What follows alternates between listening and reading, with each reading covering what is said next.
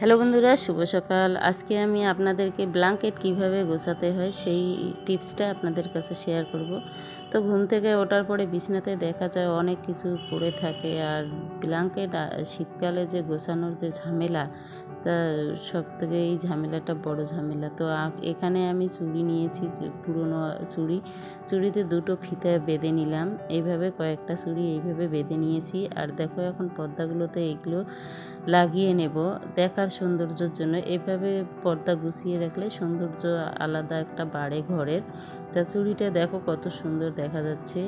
আমি এইভাবে পর্দাগুলোকে চুড়িগুলো লাগিয়ে নিব। এভাবে প্রতিদিনে আপনারা এভাবে বেঁধে রাখবেন, দিনের বেলা কত সুন্দর দেখা যায়। তো এই টিপসটা ফলো করেন আপনারা। তো এখন দেখো আমার বেঁধে নেওয়া হয়ে গেছে, এখন ব্ল্যাঙ্কেটটা গুছিয়ে নেব। তো আমরা সকালবেলা ঘুম থেকে উঠে প্রথমে বিছানার কাজটা সেরে নেই, তারপর অন্য কাজে আমরা যোগ দেই।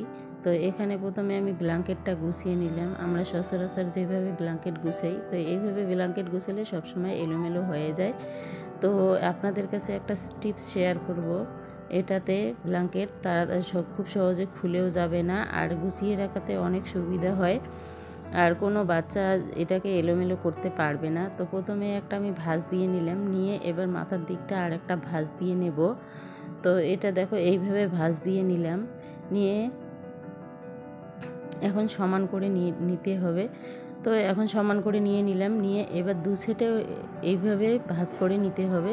তো দেখো আমি সমান করে নিয়ে এখানে একটা ভাঁজ করে নিয়ে নিলাম, নিয়ে এইভাবে সম্পূর্ণটাকে ভাঁজ করতে হবে। তো এইভাবে দুভাঁজ করে দিয়ে দিলাম, দেওয়ার পরে এখন মাথাটা এইভাবে সমান করে নিয়ে নেব। সম্পূর্ণ ব্ল্যাঙ্কেটটা এইভাবে গুছিয়ে রাখতে হয়। তো আপনারা ভালো করে দেখে নিও আমি কিভাবে গুছিয়ে নিতেছি।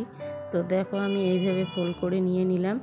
এখন এটাকে ভালো করে ফোল্ড করে নিয়ে দেখো দুভাঁজ করে দিয়ে দিলাম। এবার যে বাকি অংশটা মাথাটা আছে, সেই এটাকে এইভাবে ঘুরে নিয়ে এসে এটা একসঙ্গে ফোল্ড করে দিতে হবে। একটা ব্যাগের মতো তৈরি হয়ে গেল না? দেখো কত সুন্দর হয়ে যাচ্ছে। আর এটাকে যে আমি হাত থেকে ফেলে দিব, এটা কিন্তু খুলেও যাবে না, আর কিছু হবেও না। আর এটা যদি গুছিয়ে রাখা যায় অনেকটা সৌন্দর্য দেখা যায়। তো অনেক সময় আমাদের কি হয় যে জ্যাকেটগুলো থাকে এটা পিচ্ছুল ভাব, তো জ্যাকেটগুলো কিন্তু গোছানো যায় না, আর জ্যাকেটের উপরে কোনো জামা কাপড় গুছিয়ে রাখলেও এটা পড়ে যায়। তো এইভাবে জ্যাকেট গুছিয়ে রাখুন, দেখবেন অনেক যে ছোট ছোট আলমারিগুলো থাকে ওখানে অনেক জামা কাপড় রাখার জায়গা অনেকটা রয়ে যায়। আর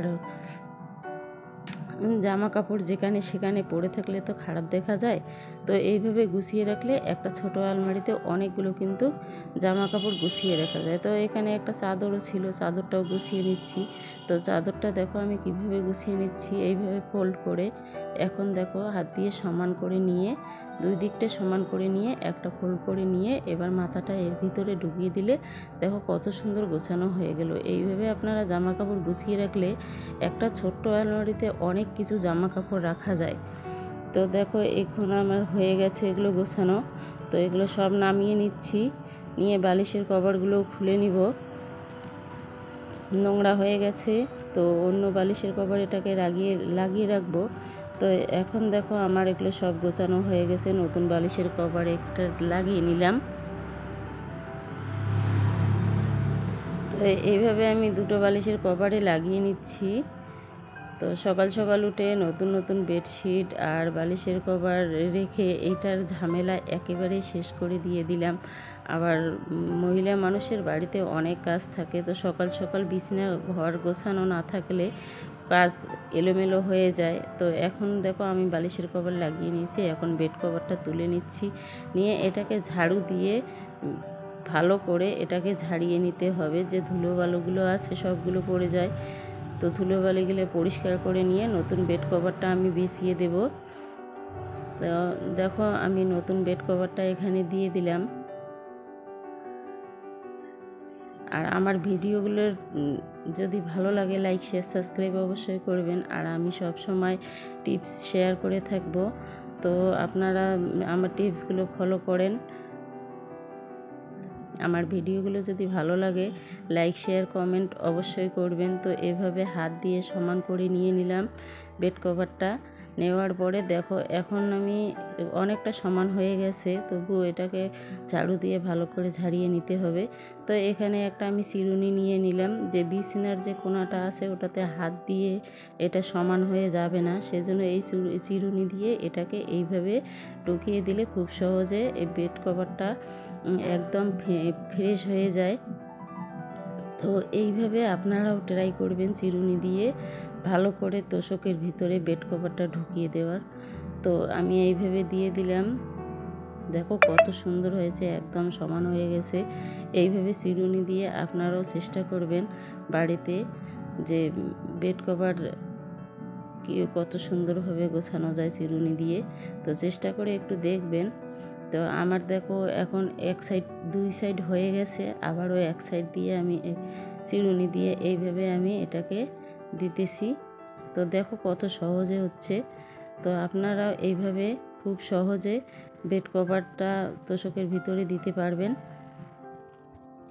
তো এখন আমার হয়ে গেছে, একটা ঝাড়ু দিয়ে এবার বেড কভারটাকে সমান করে নিতে হবে। তো এইভাবে আমি ঝাড়ু দিয়ে সমান করে নিয়ে নিলাম। তো এখন দেখো আমার একদম ফ্রেশ হয়ে গেছে। তো দেখতে কতটা সুন্দর লাগছে। আর দেখো এখন আমি ব্ল্যাঙ্কেটটা এইভাবে এক কোণার মধ্যে গুছিয়ে রাখলাম, কত সুন্দর দেখা যাচ্ছে আর এলোমেলোও হচ্ছে না। তো এখন বালিশগুলোও রেখে দিলাম। আর পুরো ভিডিওটা দেখার জন্য আপনাদেরকে অসংখ্য অসংখ্য ধন্যবাদ। আজকের মতো এ পর্যন্ত, থ্যাংক ইউ।